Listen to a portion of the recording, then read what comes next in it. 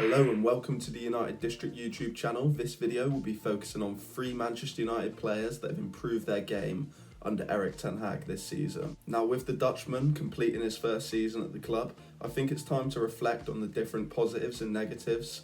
Of course, we won a trophy, which was good in February, the Carabao Cup, but we also lost the final against Manchester City earlier this month.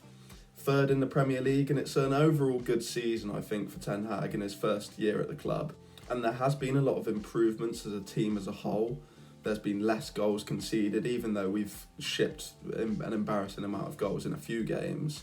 Overall, across the course of the season, we've kept a lot more clean sheets, 28 over the course of the season to be exact, which is a large improvement on last year. But also, we've seen individuals improve their game, players that a lot of people thought were surplus to requirements when Ten Hag took the job, and they've proven a lot of people wrong this season, and hopefully they can continue that in the following seasons. So I've made a small list of 3 players that I think have been the most improved over the course of the season with the Dutchman at the helm. Of course, I think a lot of people know who will be first on this list, and it is Marcus Rashford. The forward has gone from scoring 5 goals in the prior season under Ralf Rangnick and Ole Gunnar Solskjaer to 30 goals under Erik Ten Hag in all competitions this term. And that's the first time a United player's hit that tally since Robin van Persie in 2013 when United last won the Premier League.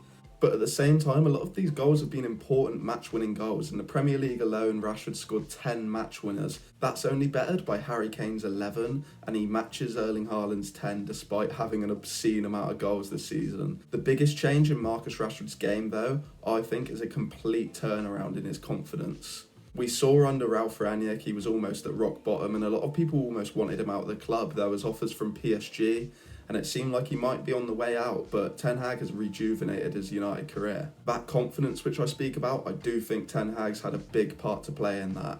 Earlier in the season, especially towards the first few games, in the first 10 to 15 games, I think people don't really remember Rashford wasn't scoring a lot of goals, but he was getting in the right positions but missing chances. But Ten Hag was really supportive of the forward in these times. He was saying that he wanted him to keep getting in those positions and the goals would come. And you fast forward to just before the final, and that's exactly what Rashford was telling Gary Lineker in an interview with the BBC. He said that he would rather miss a chance than not be able to get it at all. And that's the mentality that you want your strikers to have. And eventually the goals did come for Rashford. And they came in different ways. He's added some impressive attributes in the final third, such as his heading ability, as well as his movement in and around the area and his strength to hold players off. We saw that especially, I remember, in his goal against Wolves, when he came off the bench to score the match winner.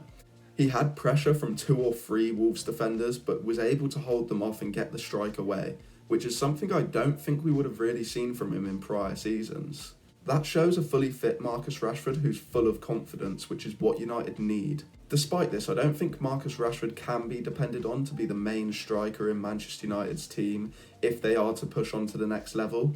I think that he can certainly be a major contributor, but I also think a player like Harry Cain or someone similar would be able to get the best out of Rashford, in a sense that he'd be able to work on the side of this game that we've been seeing in recent months, where he's getting the goals and he's getting into dangerous positions, but also see a more creative side of his game that we've seen in prior years, but not so much in the past 2 seasons.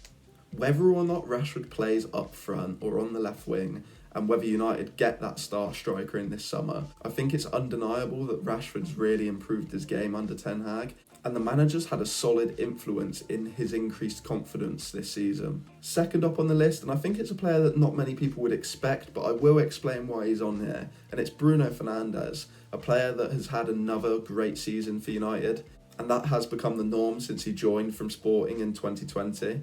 And whilst his numbers on the surface don't look as impressive as prior years, I fully believe that this has been Fernandes' best season at Old Trafford. I think it's easy to forget that a lot of people doubted whether he would be able to adapt to the style that Ten Hag wanted to implement when he was announced as the new manager. And whilst there has been somewhat of a mishmash of what Ten Hag wants to move United into and what they have been under Solskjaer previously, I think Bruno has still made major improvements and shown that he can definitely adapt to this kind of football that Ten Hag eventually wants to play at United. We're seeing him a lot more conservative in his play, and that's not to say that he's too safe. He's still, of course, putting up amazing creative numbers, which I'll get onto in a bit. But he's also scanning a lot more in the midfield, which allows him to make those quick passes to players in space in the middle third, rather than looking over the top for the killer ball as much as he used to. I think his energy's been absolutely crucial to United's counter-press, and when United have had a good counter-press, that's when they've been at their best under Ten Hag. The Portuguese's energy and leadership in the midfield has been really important. And speaking of leadership, Bruno's always been a leader in this dressing room since he came in through the door. But this season, I think he's really taken on that main leadership role, especially with Harry Maguire going out of the team and Bruno almost becoming the club captain now. And going back on those creative numbers, of course, Bruno only got 8 assists in the Premier League, which isn't an amazing return. It's not bad, of course, but for a player of his calibre, you'd expect more. But when you look a bit deeper, Bruno actually had 32 big chances created across the season, which is more than any other player in the league. Of course, Kevin De Bruyne got 16 assists, the most of any player, and he had 1 less big chance created than Bruno Fernandes across the season. That, of course, shows that United probably do need that world-class striker to take them to the next level, but it also shows that Bruno's creative numbers have still been high. The chances just haven't been getting finished.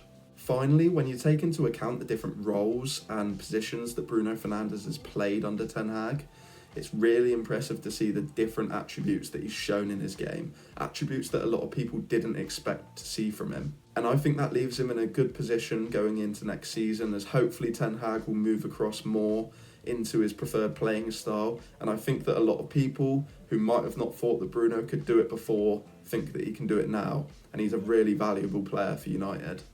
Lastly, and there's a few players that I think could have been on this list. I think Luke Shaw especially, I think, has been exceptional this season, but I do also think that he was almost expected to play to this level under Ten Hag.